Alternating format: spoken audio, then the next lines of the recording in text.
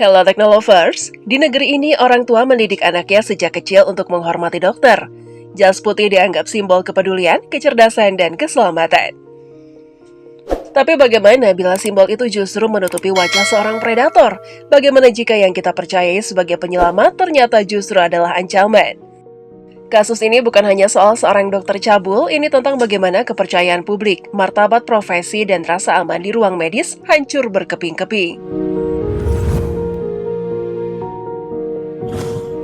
Kasus yang menggemparkan Indonesia.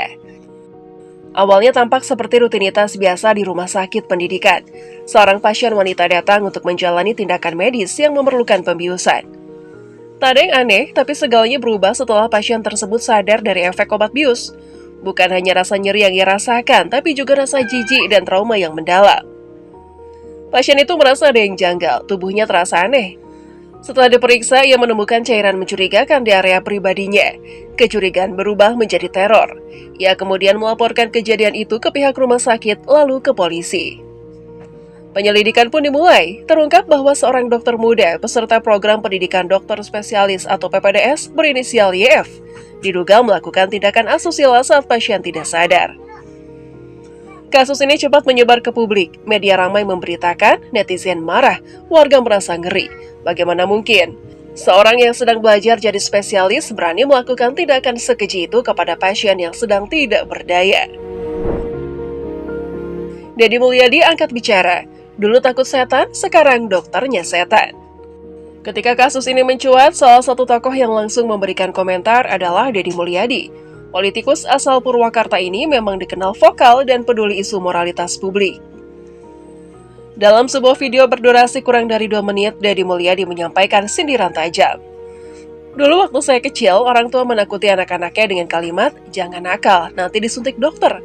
Tapi sekarang kalimat itu berubah, "Jangan ke dokter sendirian, nanti jadi korban cabul." Zaman dulu takutnya sama setan, tapi sekarang yang jadi setan itu malah dokternya. Pernyataan itu langsung viral, diposting ulang oleh banyak akun Instagram dan TikTok. Bahkan di YouTube, potongan pernyataan tersebut masuk dalam berbagai kanal opini publik. Kalimat itu tidak hanya sindiran, tapi juga bentuk kemarahan terhadap degradasi moral dalam profesi medis. Deddy Mulyadi juga menambahkan kalau dokter sudah tidak bisa dipercaya, lalu kemana lagi rakyat harus mencari perlindungan.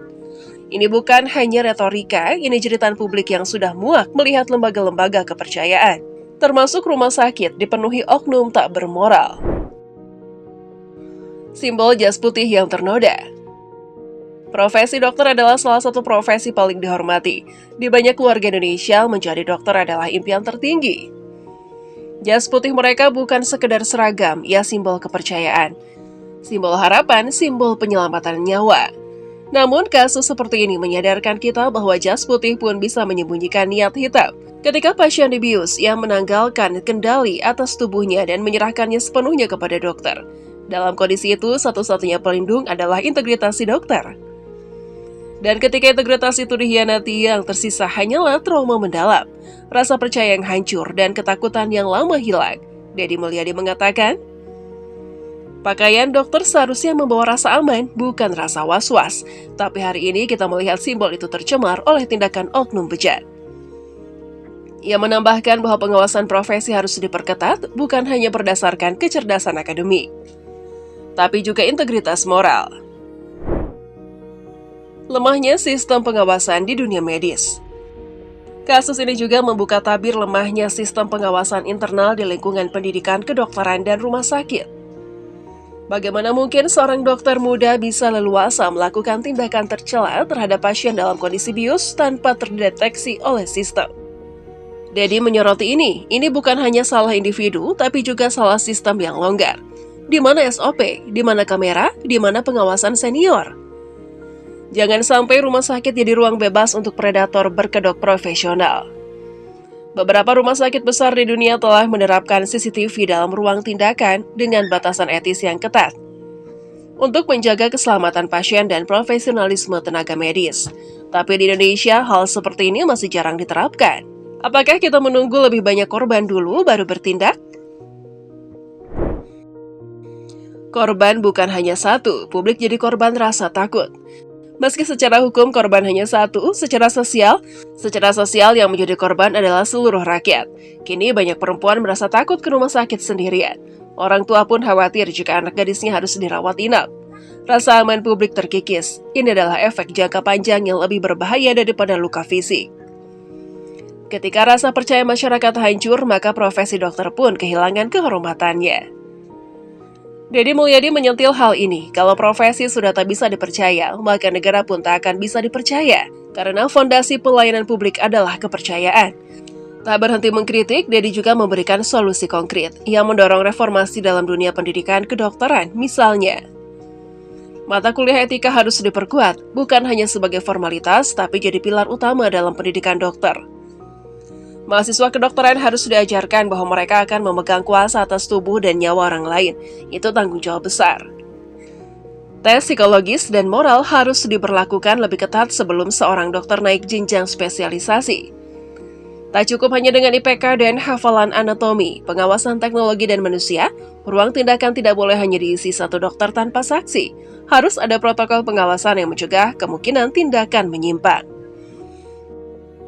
Deddy juga menyatakan dokter bukan hanya cerdas, ia harus sadar diri bahwa profesinya suci. Kalau tidak siap menjaga integritas, jangan jadi dokter. Jual gorengan saja lebih mulia daripada menyalahgunakan pasien. Isu lain yang mencuat dari kasus ini adalah budaya malu dan takut korban bicara. Banyak pasien, bahkan sesama tenaga medis, tidak berani bicara saat merasa dilecehkan oleh rekan seprofesi atau atasannya.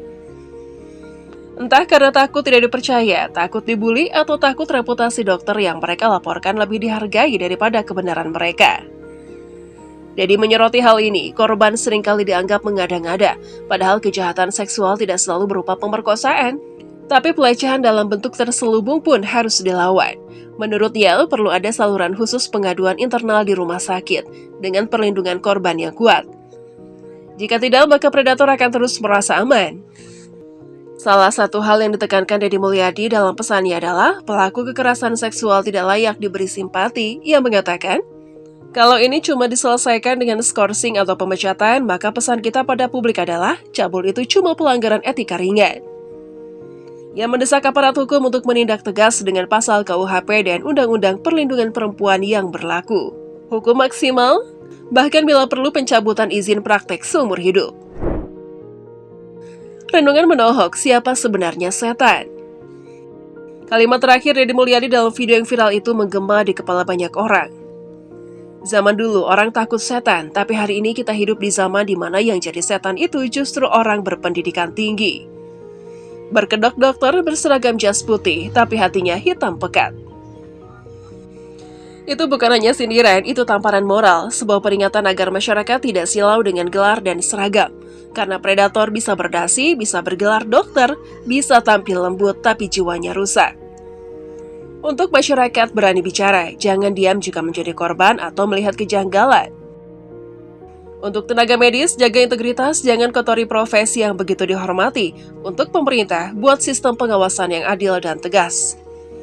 Jangan hanya sibuk menaikkan anggaran kesehatan, tapi lupa bahwa yang paling penting adalah keselamatan pasien. Dan untuk para pelaku kekerasan seksual, ingat, tidak ada tempat aman bagi predator. Jas putihmu tak bisa menyelamatkanmu dari hukum dan dari murka rakyat. Hormatilah profesimu sebelum masyarakat mencapakanmu. Lindungilah pasienmu sebelum masyarakat melindungi diri dari keberadaanmu. Dan ingat, lebih baik takut pada Tuhan daripada jadi setan berbaju putih yang ditakuti umat manusia. Gimana menurut kalian Teknolovers? Coba berikan tanggapan kalian di kolom komentar.